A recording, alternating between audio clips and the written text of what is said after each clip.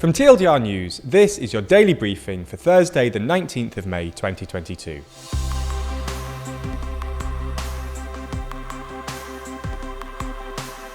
Good afternoon. Today we'll be discussing some of the biggest stories, including Nokiagate and Biden's invocation of the Defence Production Act. We'll also be answering today's big question: has the SEC just been stripped of its enforcement powers, as well as discussing China's house prices. But first, Ukraine's wonder weapon. Ukrainian President Volodymyr Zelensky has today claimed that Russia doesn't have what the Russians have called a wunderwaffe, or wonder weapon. Put simply, the Kremlin claimed that they possessed a laser that is able to blind satellites up to 1,500 kilometers above Earth within seconds. Yuri Borisov, the Deputy Prime Minister, claimed that the weapon was called Peresvet and was being widely deployed. Outside of these claims, though, very little is actually known about the weapon. This has led Zelensky to claim that, in the propaganda of Nazi Germany, there was such a term Wunderwaffe. The clearer it became that they had no chances in the war, the more propaganda there was about the wonder weapon, which would be so powerful that it would provide a turning point in the war. Perhaps that's where we are now with Russia.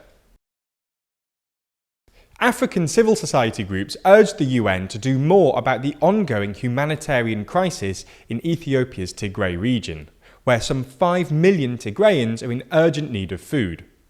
Since declaring a ceasefire in March, Abiy Ahmed's government have allegedly limited humanitarian access to the region while expelling journalists and UN officials who go against the government line. In the letter to the UN Secretary-General on Wednesday, 12 African civil society groups, including Kampala-based Atrocities Watch Africa and Nigeria's Centre for Democracy and Development, called on him to provide leadership in ending the ongoing war in Ethiopia and likened the crisis in Tigray to the 1994 Rwanda genocide. There's more on the way, but be sure to subscribe and ring the bell to make the daily briefing part of your daily routine. Or just search for us on your podcast app to listen along. While scandals like Partygate and Beergate have been in British headlines for months, a new scandal, dubbed Nokiagate, has emerged in the Netherlands. Yesterday, a newspaper alleged that Dutch Prime Minister Mark Rutte has been deleting text messages from his phone every day for years. Rutte is, in his own words, not a big fan of smartphones, and as such has to delete messages from his old-fashioned Nokia phone because it only has capacity for 20 text messages, the paper reports. Ministers are required by law to keep correspondence to ensure public accountability. Rutte denies breaking the law because he uses real-time archiving, meaning he decides which messages are relevant and forwards them to civil servants before erasing them. Dutch lawmakers from across the political spectrum have reacted with anger to the story, and parliamentary debate is likely to be held today. Staying in Europe for Story 4, the European Commission has set out its €300 billion plan to end the EU's reliance on Russian fossil fuels. The plan, titled REPowerEU, has 4 main focuses: saving energy, diversifying supplies, accelerating the rollout of renewables, and financing new infrastructure like liquefied natural gas terminals. REPowerEU includes proposals to increase the EU's renewable energy target to 45% by 2030, up from the current 40% target, increase the energy efficiency targets from 9% to 13%, and to phase in a new legal requirement for solar panels on new residential buildings by 2029. While the Commission has said the plan will be the speed charging of our European Green Deal, it has also acknowledged that, at least in the short term, fossil fuels will still play a big part, as evidenced by the financing of new oil and gas infrastructure.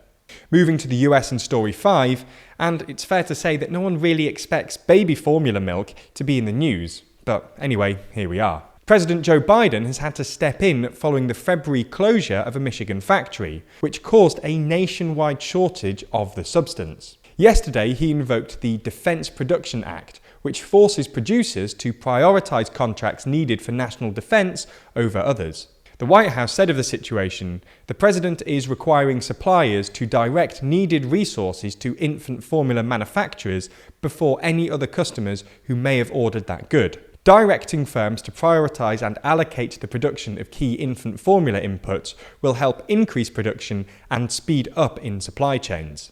The US is also going to try and import more formula milk, which will act as a bridge until its domestic production becomes high enough again to stop the shortage. That's all we have time for on YouTube today, but if you want more, including answering today's big question, has the SEC been stripped of its enforcement powers, and our discussion of the Chinese housing market, then watch the extended edition of the Daily Briefing over on Nebula. Nebula subscribers not only get everything you've already watched ad-free, but also an extended edition of the show every single day, available to watch on Nebula or stream on your podcast app of choice. So if you want to support the channel and get a more extensive daily briefing every day, you'll want to sign up. And there's good news. Our friends at CuriosityStream, the streaming service which offers some of the best documentaries, is offering a deal whereby you can get both platforms, CuriosityStream and Nebula, for less than $15 a year. That's all the best documentaries you could want on CuriosityStream, and then more TLDR on Nebula, including the extended briefing, other full exclusive TLDR videos, and it's always ad-free. Click the link below to get both services for less than $15 a year and support the channel.